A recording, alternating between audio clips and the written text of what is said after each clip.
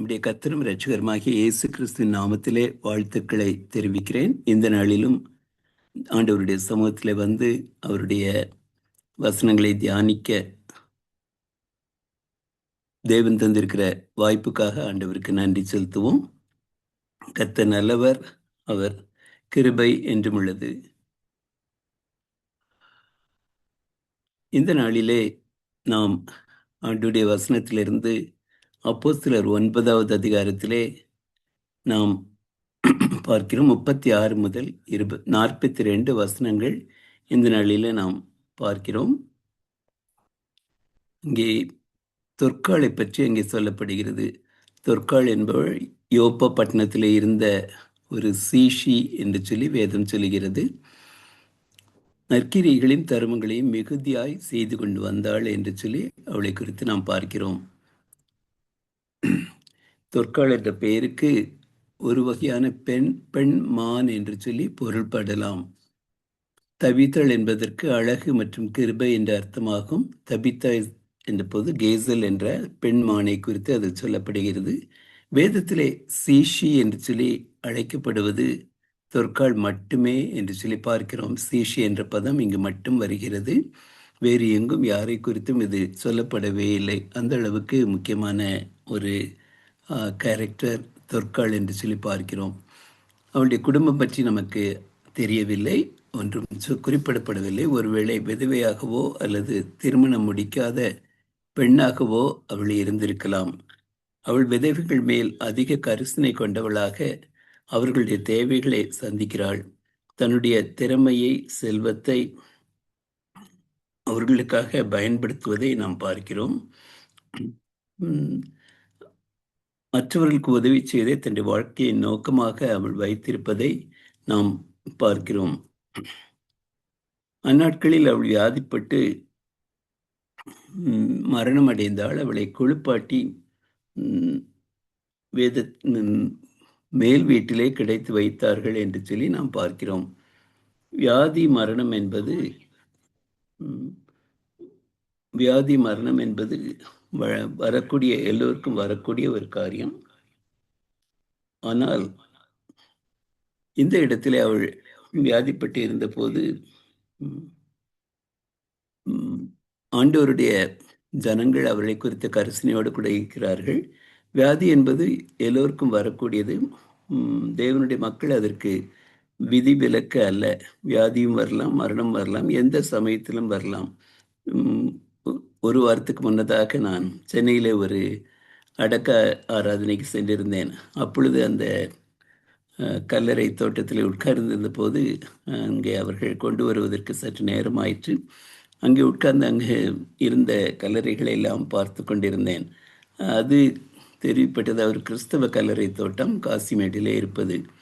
பார்க்கும்போது மனுஷனுடைய நிலைமை, அவனுடைய காரியங்கள் எல்லாம் என்ன என்று சொல்லி யோசித்து கொண்டிருந்தேன். இது சாதாரணமாக எல்லோருக்கும் வரக்கூடியது. ஆனால் அதே சமயத்திலே ஆண்டோடைய பிள்ளைகளில் சிலர் இள வயதிலேயே இரத்த சாட்சிகளாக மரித்திருக்கிறார்கள் அல்லது கொல்லப்பட்டிருக்கிறார்கள்.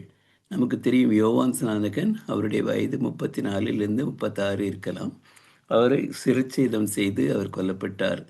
இயேசு கிறிஸ்து 33.5 வயதிலே சிலுவையிலே அடிக்கப்பட்டு கொல்லப்பட்டார் என்று சொல்லி பார்க்கிறோம். ஸ்தேவான் 20-30 வயதுக்குள்ளாக அவருடைய வயது இருக்கும். அவர் கல் எறிந்து கொல்லப்படுகிறார் என்று சொல்லி நாம் பார்க்கிறோம். யாக்கோபுக்கு 40 அல்லது 50 வயது.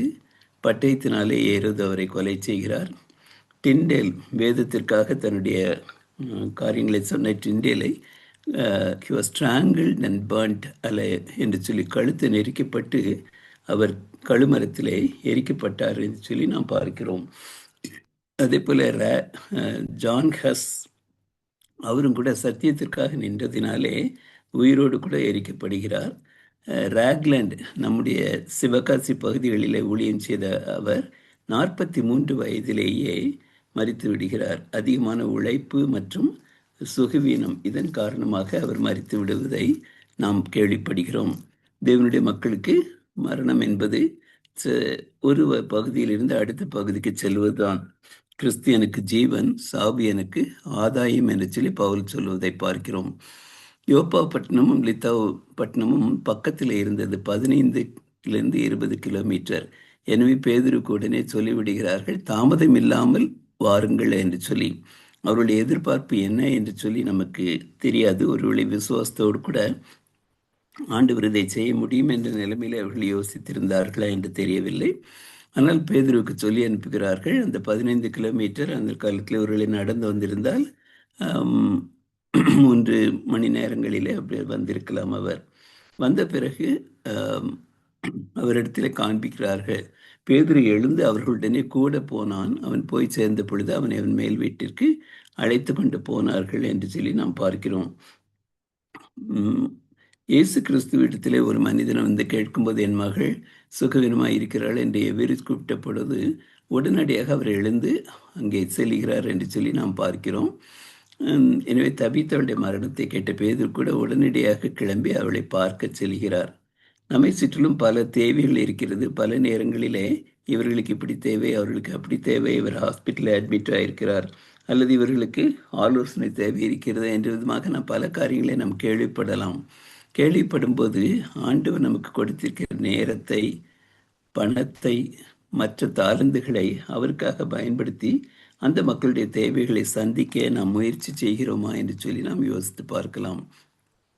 விதவைகள் எல்லாரும் வந்து அவள் செய்த அவர்களுக்கு கொடுத்த வஸ்திரங்களை காண்பித்து, அங்கிகளை காண்பித்து பேருவிடத்தில் சூழ்ந்து நின்று ஒருவேளை துக்கத்தோடு கூட சொல்லியிருக்கலாம். அவளுடைய நற்கிரியைகளையும் தர்மங்களையும் மிகுதியாய் செய்தாள். அதன் விளைவாக அந்த விதவைகள் எல்லோரும் அதை நினைவு கூறுகிறார்கள். இது கூட அந்த அம்மா செய்ததுதான், இதுதான் கூட அந்த அம்மா எனக்கு கொடுத்தது என்று சொல்லி அவர்கள் இங்கு சொல்லும் காரியத்தை நாம் பார்க்கிறோம். நம்முடைய கிறிஸ்தவ ஈகை கொடுப்பது எப்படி இருக்கிறது என்று சொல்லி யோசிப்போம். வேதம் சொல்லுகிறது, ஐஸ்வர்யமும் கனமும் உம்மாலே வருகிறது, நம்முடைய தாளந்துகளால் அல்ல, நம்முடைய திறமைகளால் அல்ல. He is the source of all good things என்று சொல்லி நாம் பார்க்கிறோம். அப்படிப்பட்ட விதத்திலே நாம் அதை அக்னாலஜ் இட். கர்த்தர் தான் இந்த காரியங்களை எல்லாம் சம்பாதிப்பதற்கு பலம் தருகிறார் என்ற அந்த எண்ணம் நமக்கு இருக்கிறதா? அதே போல் கொடுக்கிறது என்பது யாரோ சொன்னார்கள், அதாலே நான் கொடுக்க வேண்டியிருக்கிறதே என்ற ஒரு மனப்பாங்க அல்ல. உற்சாகமாய் கொடுக்கிறவனிடத்தில் விசனமாயும் அல்ல, கட்டாயமும் அல்ல, தன் மனதில் நியமித்தபடியே.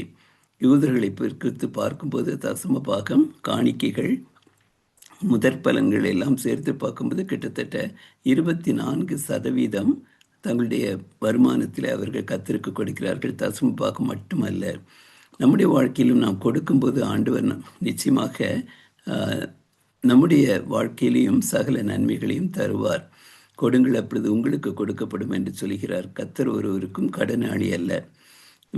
பவுல் சொல்கிறார், இந்த தர்ம சகாயமாகிய பணிவிடை பரிசுத்தவான்களுடைய குறைவுகளை நீக்குகிறது, அநேக தேவனை ஸ்தோத்திரிப்பதனாலே சம்பூர்ண பலனுள்ளதாக இருக்கிறது என்று சொல்லி கொடுப்பதன் மூலமாக தேவனுடைய நாமம் மகிமைப்படுகிறது. நமக்கு தெரியும் இப்படி தான் கொடுக்கணும், இப்படியெல்லாம் செய்யணும் அப்படின்னு சொல்லி. ஆனால் அதை ப்ராக்டிக்கலாக நம்ம செய்கிறோமா அப்படிங்கிறது தான் முக்கியமான காரியம். எங்களுடைய வாழ்க்கையில் அந்த 25% என்பது கிட்டத்தட்ட 30 ஆண்டுகளுக்கு முன்னதாக ஒரு தேவனுடைய பக்தன் சொன்னதின் மூலமாக நாங்கள் ஆரம்பித்தோம். இன்று வரை அதை கடைபிடித்து வருகிறோம். கர்த்தருக்கு கொடுப்பது சந்தோஷமான ஒரு காரியம். ஒரு நன்மை செய்ய அறிந்தவனாயிருந்தும் அதை செய்யாமற் போனால் அது அவனுக்கு பாவமாக இருக்கும். திரும்பி பார்க்கும்போது இந்த 30 ஆண்டுகளிலே தேவன் எங்களுடைய தேவைகளை எல்லாம் அற்புதமாக சந்தித்து இன்று வரை வழிநடத்தி வருகிறார். நன்மை செய்கிறதில் சோர்ந்து போகாமல் இருக்க வேண்டும். நமக்கு கிடைக்கும் சமயத்திற்கதாக யாவருக்கும், விசேஷமாக விசுவாச குடும்பத்தாருக்கும் நன்மை செய்ய வேண்டும் என்பது நமக்கு வேதம் சொல்லுகிற காரியங்கள். அது மாத்திரமில்லை, ஆண்டவர் மலை பிரசங்கத்திலே அருமையாக சொன்னார், பூமியிலே உங்களுக்கு பொக்கிஷங்களை சேர்த்து வைக்க வேண்டாம், அவைகள் கெடப்படும் அல்லது திருடப்படும். பரலோகத்திலே பொக்கிஷங்களை சேர்த்து வையுங்கள், அங்கே அவைகள் திருடப்படாது. உங்கள் பொக்கிஷம் எங்கே இருக்கிறதோ அங்கே உங்கள் இருதயமும் இருக்கும். Where your treasure is there your mind or your heart also. எந்த நேரத்திலும் ஒருவேளை இந்த பணம் என்ன ஆகும், இந்த இன்வெஸ்ட்மெண்ட் என்ன ஆகிறது, அல்லது இந்த நகையை நான் எப்படி பத்திரமாக வைத்திருக்கிறது என்று சொல்லி அப்படிப்பட்ட எண்ணங்களில் நாம் இல்லாதபடிக்கு நித்தியத்துக்காக முதலீடு செய்வது நல்ல ஒரு காரியம். Eternal investment, invest for eternity. பேதுரு எல்லோரையும் வெளியே போக செய்துவிட்டு முழங்கால் படிட்டு ஜெபம் பண்ணுகிறார். ஜெபம் பண்ணிவிட்டு தபித்தாளை எழுந்திரு என்று சொல்கிறார். உடனடியாக அவள் தன் கண்களை திறந்து பேதுருவை பார்த்து உட்கார்ந்தாள் என்று சொல்லி பார்க்கிறோம். அங்கே எந்த விதமான சலனமும் இல்லை, எந்த விதமான ஆர்ப்பாட்டங்களும் இல்லை. வல்லமை உள்ள விசுவாச வார்த்தைகளினாலே பேதுரு கட்டளையிடுகிறார், அது உடனே நடக்கிறது என்று சொல்லி பார்க்கிறோம். மனுஷ அறிவுக்கு விஞ்ஞானத்தின் புரிந்து கொள்ளுதலுக்கு மேலான விதத்திலே ஆண்டவர் செயல்படுகிறார். He is above all our human wisdom and knowledge என்று சொல்லி பார்க்கிறோம். மனுஷரால் கூடாதது தேவனாலே கூடும், மனுஷராலே கூடாதது தேவனாலே கூடாதல்ல, தேவனாலே எல்லாம் கூடும். மனுஷரால் கூடாதவைகள் தேவனால் கூடும் என்று சொல்லி திரும்ப திரும்ப வேதம் நமக்கு போதிக்கிறது. இதை யோசிக்கும்போது என்னுடைய வாழ்க்கையில் நடந்த ஒரு காரியம் நினைவுக்கு வருகிறது. 36 ஆண்டுகளுக்கு முன்னதாக ஒரிசாவில் பணிபுரிந்த போது ஃபால்சிபர மலேரியா என்ற வியாதியினாலே நான் பாதிக்கப்பட்டேன். அது ஒரிசா, பீகார் அந்த பகுதிகளிலே அதிகமாக உள்ள கொசுவின் மூலமாக பரவுகிறது. அதன் மூலமாக 5 நாட்கள் முழு கோமா நிலைமையிலே இருந்தேன். கண்கள் திறக்கப்பட்டு கண்களை மூட முடியவில்லை. அப்படி இருந்த ஒரு செத்த பிணம் போல அந்த மருத்துவமனையிலே நான் கிடந்தேன். அப்பொழுது 5 டாக்டர்கள் பார்த்தார்கள். அதில் சீனியர் மோஸ்ட் சொன்னார், tomorrow by this time he'll be no more. நாளைக்கு இந்நேரம் அவர் இருக்க மாட்டார், சொல்ல வேண்டியவங்களாம் சொல்லிடுங்க.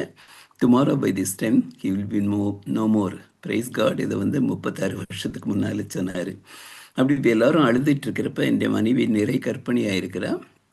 அங்கே உள்ள ஒரு வியாபாரி வந்தார், கோயம்புத்தூரில் உள்ள செல்வசிங் ஸ்டோர்ஸ்னு அதோடைய ஓனர்.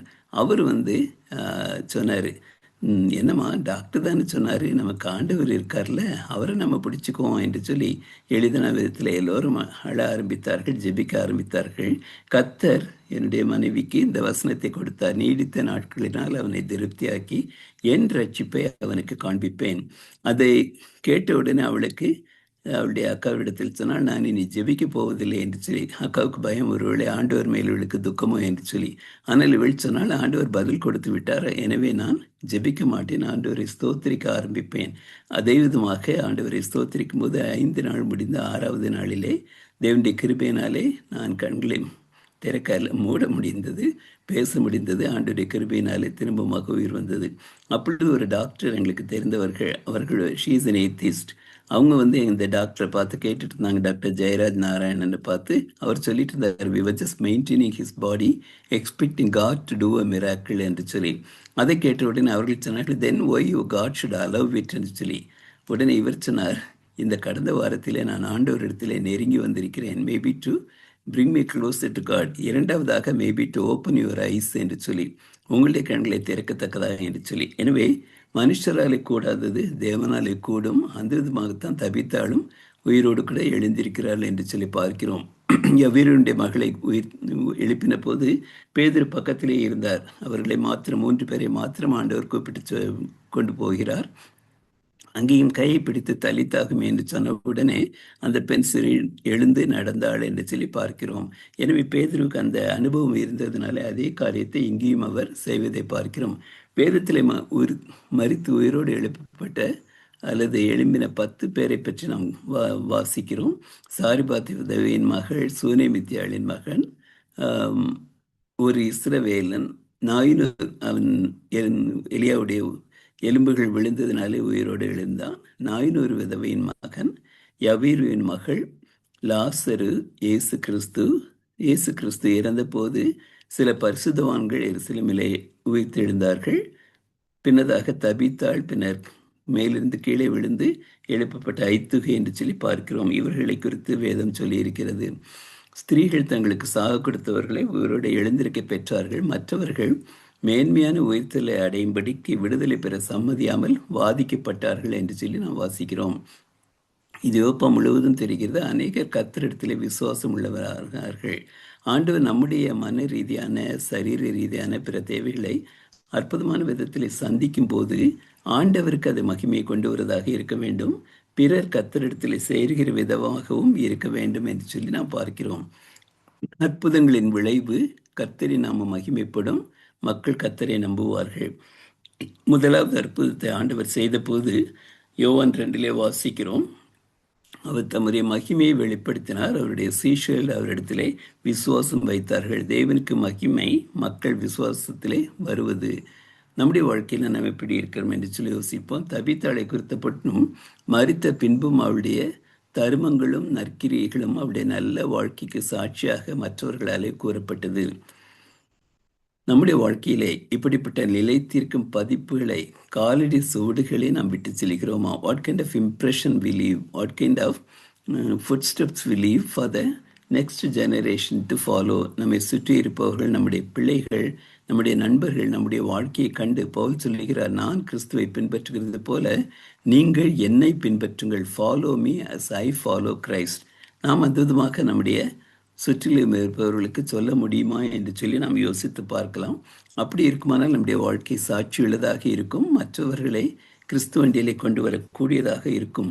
அப்படி இல்லாத பட்சத்திலே எல்லோரையும் போல நானும் கூட ஐ மீ இன் மை செல்ஃப் என்று சொல்வார்கள். ஐ மீ இன் மை செல்ஃப், நான், எனது, எனக்கு, என் குடும்பம், என் பிள்ளைகள், என் பேரப்பிள்ளைகள், இது மட்டும் போதும் என்ற விதத்திலே நம்முடைய வாழ்க்கை, உலகத்தில் அநேகருடைய வாழ்க்கை அப்படித்தான்.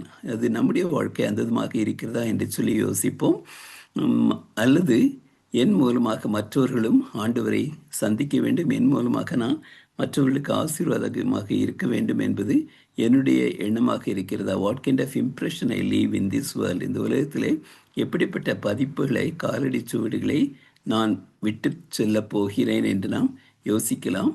அப்படிப்பட்ட சாட்சியான வாழ்க்கையை மற்றவர்கள் தேவனை மகிமைப்படுத்த, அவரை நம்பத்தக்கதான விதத்திலே உள்ள வாழ்க்கையை ஆண்டவர் நமக்கும் தந்திருள்வாராக. அப்படிப்பட்ட வாழ்க்கையை நடத்த, மற்றவர்களை கிறிஸ்துவண்டியிலே கொண்டு வர, நமக்குள்ள எல்லா காரியங்களையும் தபித்தாளை போல மற்றவர்களுக்காக செலவழிக்க தேவன் நமக்கு கிருபை தருவாராக. கர்த்தர் நமக்கு ஒத்தாசை கொடுக்கட்டும். ஆமேன். ஆமென். தேங்க்யூ அண்ணன். நாம் ஜெபித்து நிறைவு செய்வோம். பரிசுத்தம் நீதியும் இறக்கம் நிறைந்த பரலோகத்தின் தேவனாய் கர்த்தாவே, இந்த நல்ல காலை வேளையிலும் திரும்ப நாங்கள் நம்முடைய சமூகத்தில் அமருகின்ற பாக்கியத்தை கொடுத்து நம்மிடத்தில் மன்றாட விண்ணப்பிக்க வேண்டிக் கொள்ள நம்முடைய வார்த்தைகளை கேட்க கர்த்தர் கொடுத்த வாய்ப்புக்காக ஸ்தோத்திரம் சொல்கிறோம். நம்முடைய வார்த்தைகள் இன்றைக்கும் எங்களை எழுப்பி ஆண்டவரை உயிர்மீட்சி கொடுத்து எங்களை நடத்துகிற ஆண்டவரே ஜீவனுள்ள வார்த்தையாக இருப்பதற்காக உங்களுக்கு நன்றி சொல்கிறோம். ஆண்டவரே, தவித்தாளை போல நாங்கள் நம்முடைய நாமத்தின் மேன்மைக்கென்று சாட்சியாக வாழ நாங்கள் ஒரு நல்ல மாதிரியை விட்டு செல்ல நம்முடைய சமூகத்தில் ஒப்புக் கொடுக்கிறோம். நீரை வழிநடத்தும். நாளின் செய்தியை கொண்டு வந்த தாசனியம் கேட்ட எங்களையும் நீர் ஆசீர்வதியும் வழிநடத்தும். இயேசு கிறிஸ்துவின் புண்ணிய நாமத்தில் வேண்டி ஜெபிக்கிறோம். ஜெபங்கள் நல்ல பிதாவே. ஆமென்.